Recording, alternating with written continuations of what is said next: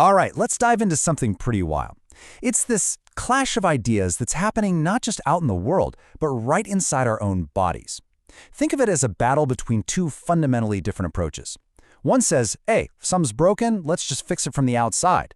But the other says, no, wait, we need to help it heal itself from the inside out. So, who's right? Let's dig in. So let's start with a feeling you've probably had. You meet someone new, and there's this immediate, unspoken connection. It just clicks.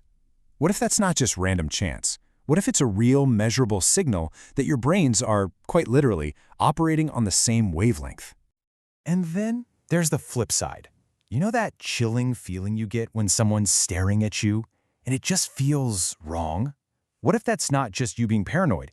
What if it's a deep, ancient threat detection system, hardwired into your DNA, suddenly going on high alert? To really get our heads around all this, we're going to walk through 5 key parts. We'll start with this tale of two systems. Then we'll explore the world of external fixes versus the logic from within. After that, we'll see how this whole battle plays out in our actual biology. And that'll lead us to the big question: what even is reality?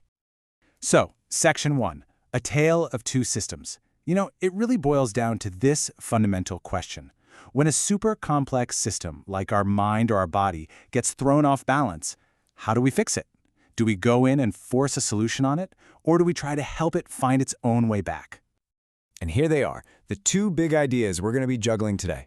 On the one hand, you've got external manipulation. This is like slapping a patch on a problem, using a drug or a quick fix, without really asking how the problem started.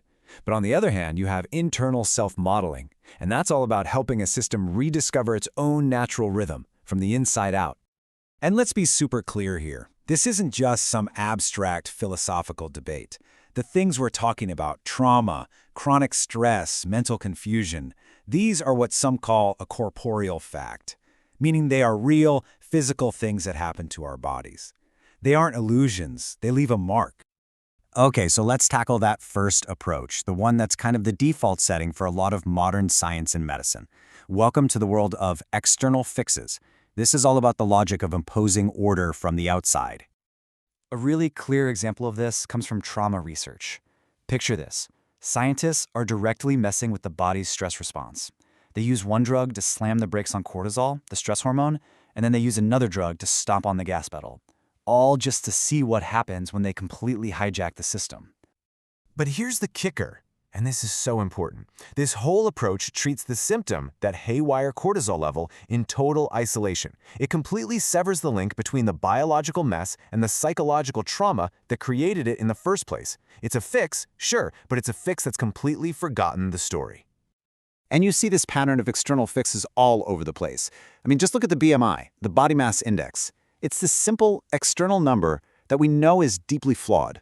It has no idea if you're all muscle or not. It ignores huge factors like age and race. And honestly, its origins are not great. And yet, it's still used to make these massive decisions about people's health. It's a classic one-size-fits-all solution for bodies that are anything but. All right, now for a complete change of pace, let's explore the other side, the logic from within. This idea is a total alternative. It says that real, lasting balance doesn't come from some outside force, but from learning how to listen to a system's own internal compass. Now, the core of this internal approach is this really cool idea called prismatic cognition. So you know how a prism takes a single beam of light and breaks it into a whole rainbow? Well, this way of thinking does the same thing with ideas.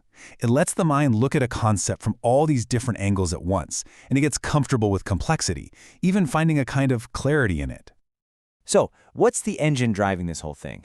Well, according to this framework, it's a unique mathematical system called base 13 logic.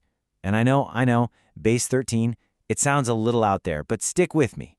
The idea is that 13, because it's a prime number, acts as this indivisible foundational code.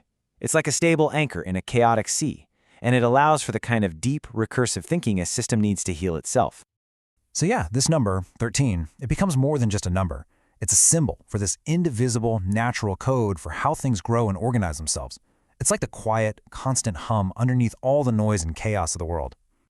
In fact, there's this beautiful, poetic link between base 13 logic and the golden mean, that famous mathematical ratio you see everywhere in nature. Sometimes it's even called the god of grain. It's this perfect metaphor for natural, harmonious growth. It's the math of a plant instinctively turning to find the sunlight. So how does this healing actually work? It's not some huge, dramatic breakthrough. No, it's all about small, objective, step-by-step progress. It's about moving from where you are today, let's call it I, to the very next logical place, I+1. It's a slow, steady, day-by-day process of renewal.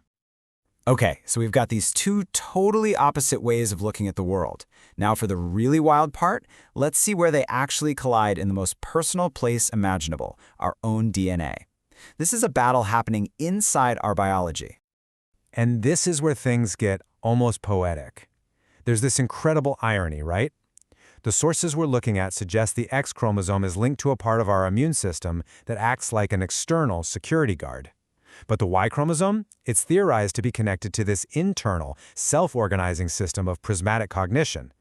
Two chromosomes, two philosophies. And what's really fascinating is that the research on these T cells actually won a Nobel Prize. Scientists found this special T cell that literally acts like a security guard to calm down the rest of the immune system so it doesn't go haywire. It is the perfect biological metaphor for that external fixed worldview we were just talking about. And then, in total contrast, you have the Y chromosome, the one tied to this internal, self-organizing way of thinking. And it's fragile. Over millions of years, it has been steadily losing genetic information. It is, in a very real biological sense, endangered. And get this, all of these different threads are apparently set to converge on one single, really symbolic day, October 6, 2025. I mean, on that one day, you have the Nobel Prize being awarded for that T-cell security guard discovery. You've got new research coming out on hidden brain damage. And it all lines up with a harvest moon, which is seen as this really potent symbol of completion for the people who developed this whole internal logic idea. It's a pretty wild convergence. Which brings us to our final and maybe most important section. With these two competing systems, one pushing from the outside, one building from the inside, which one do we trust? How do we even decide what's true anymore? So, to wrap it all up, we're really left with these two very different paths to finding order. The external fix, it imposes a correction, but it often does it by completely ignoring why the problem started. Then you have the internal logic, which is all about nurturing coherence from within, trusting this objective, mathematical structure to guide its own healing. And that's the question I want to leave you with. When a system starts to break down, and that system could be a person, a society, anything, what should our first instinct be? Do we rush in and try to force a fix from the outside? Or do we stop and take a moment to really listen to the logic that's already there, just waiting to be heard?